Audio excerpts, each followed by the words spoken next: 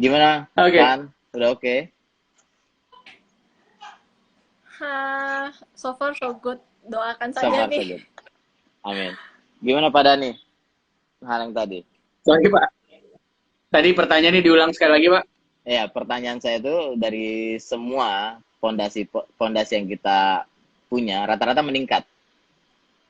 Menurut pendapat Ya. saya ya. Dan yang saya lihat di inner circle saya rata-rata meningkat. Seperti apa? Seperti pondasi spiritualnya, hubungan keluarganya, ya.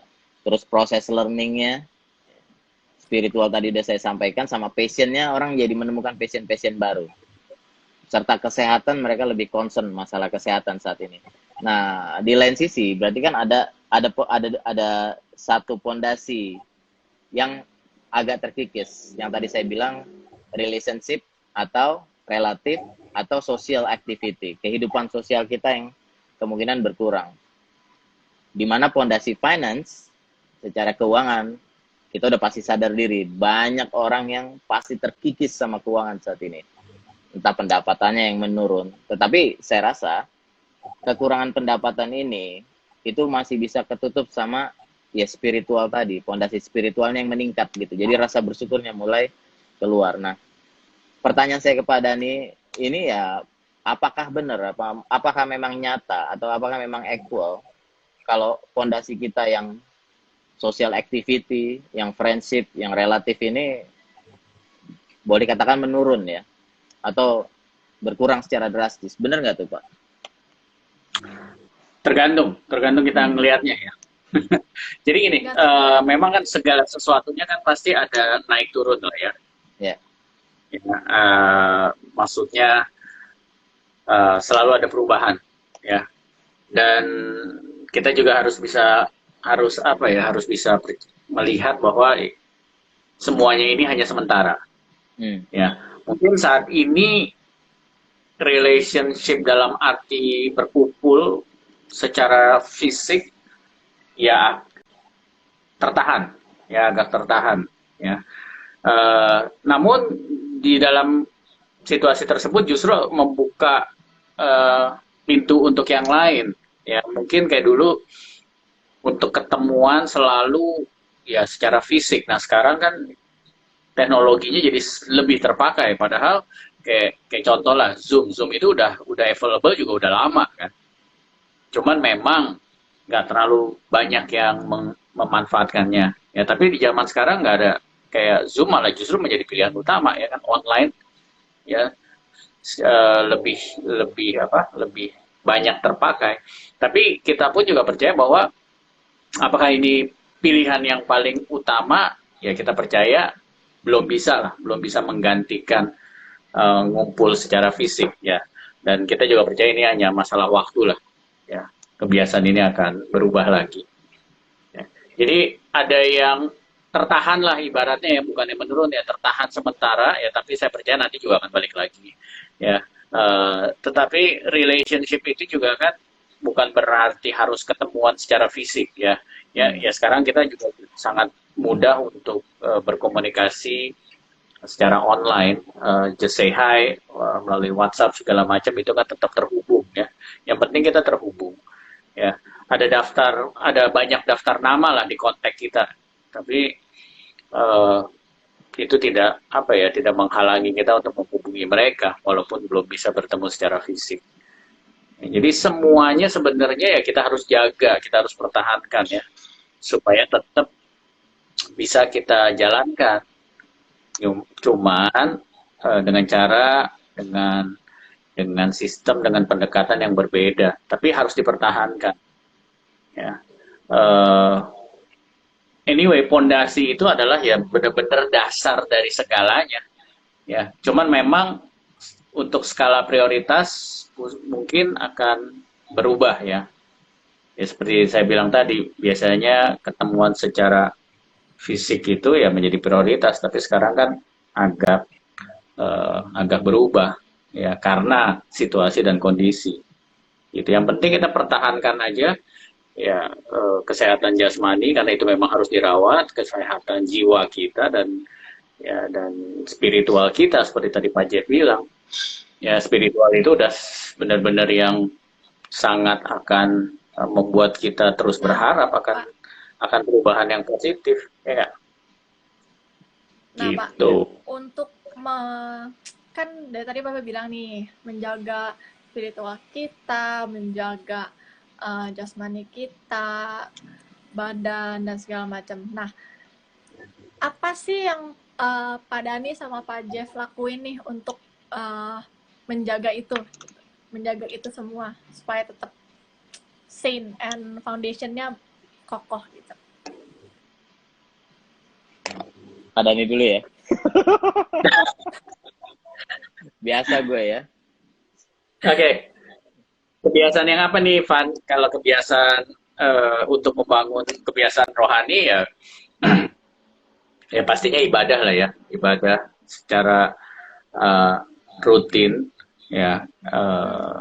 Kalau dulu kan memang ibadahnya secara online, secara offline, sekarang kan harus secara online. Tetapi kalau berdoa ya selalu setiap hari ya, karena memang itu kan memang menjadi dasar dari setiap manusia ya. Jadi itu yang saya lakukan dan terus terhubung dengan teman-teman yang kita bisa diskusikan mengenai kepercayaan kita, keyakinan iman kita ya. Jadi itu sesuatu yang harus saya lakukan terus-menerus setiap minggu ya.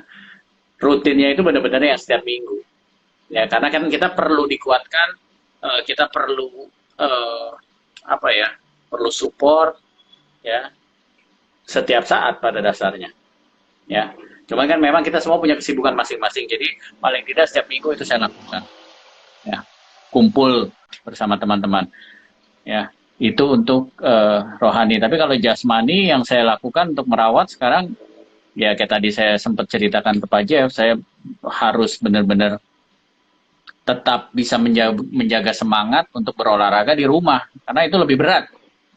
Kalau di luar kan, wah, ketemu banyak orang yang lagi olahraga rame-rame gitu, misalkan di GBK ya, salah satu tempat favorit, atau di Ragunan.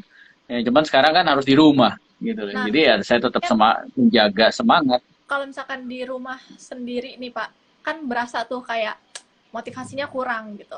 Kalau misalkan di luar kan kayak, oh dia orang olahraga nih, oke gue olahraga juga, and then kita olahraga bareng-bareng lebih seru gitu, lebih lebih ritmenya lebih enak gitu.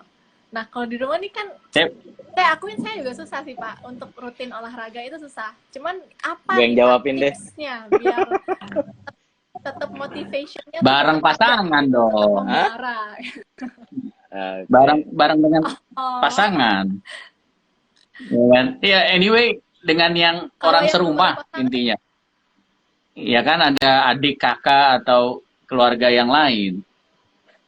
Gitu. Jadi nggak ada alasan. Ya kalau misalkan saya ngekos ya nggak apa-apa sama tetangga, sama temen kos yang lain gitu loh. Ya itu salah satu ya. Atau nggak secara online kan juga banyak. Ya janjian sama teman-teman, yuk kita yuk jam segini yuk. Ya intinya di saat-saat seperti sekarang, kreativitas setiap orang itu harus keluar, dan setiap orang itu kreatif, jangan salah. Ya itu salah satu pemahaman yang banyak orang sering salah. Oh, yang kreatif itu hanya seniman. Enggak, kita semua kreatif, setiap orang. Buktinya mana? Setiap orang bisa berbohong kok.